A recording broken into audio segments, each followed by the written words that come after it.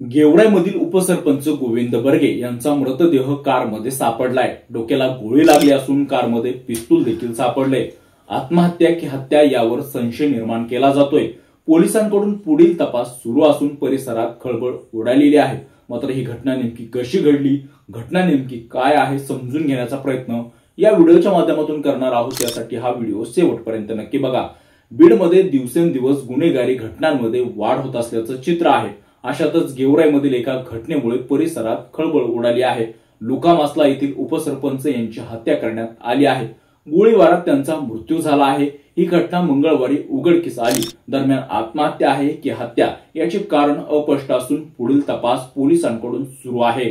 या घटनेची माहिती तातडीने स्थानिकांनी पोलिसांना दिली। घटनेची माहिती मिळताच वैरागी पोलीस ठाण्याचे सहाय्यक पोलीस निरीक्षक कुंदन गावडे यांनी पोलीस पथकासह घटनास्थळ गाठले।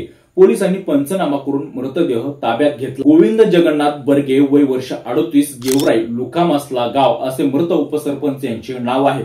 सोमवारी बर्गे खासगी कामानिमित्त सोलापुरातील बार्शीमध्ये गेले होते। या ठिकाणी ते 4 चाकी वाहनाने गेले होते। मात्र मंगळवारी सकाळी सासुरे गावातील शिवारात कारमध्ये त्यांचा मृतदेह आढळला। यामुळे गावात काही वेळ खळबळ उडाली होती। दरम्यान पोलिसांनी तपास केला असता गोविंद बर्गे यांच्या डोक्याला गोळी लागली असल्याचे आढळून आले। पोलिसांनी त्यांची कार तपासली असता त्यांच्या कारमध्ये पिस्तूल निदर्शनास आली। बर्गे यांनी आत्महत्या केली की त्यांची हत्या करण्यात आली आहे का याचे कारण अस्पष्ट असून पुढील तपास पोलिसांकडून सुरू आहे। या घटनेमुळे बर्गे कुटुंबियावर देखील दुःखाचा डोंगर कोसळला आहे आणि गेवराई तालुक्यामध्ये हळहळ व्यक्त केली जात आहे। या घटनेबद्दल अनेकांनी तर्कवितर्क देखील काढले आहेत। वेगवेगळ्या चर्चा देखील रंगलेल्या आहेत। मात्र या घटनेनंतर पुन्हा एकदा बीड जिल्ह्यामध्ये खळबळ उडालेली आहे।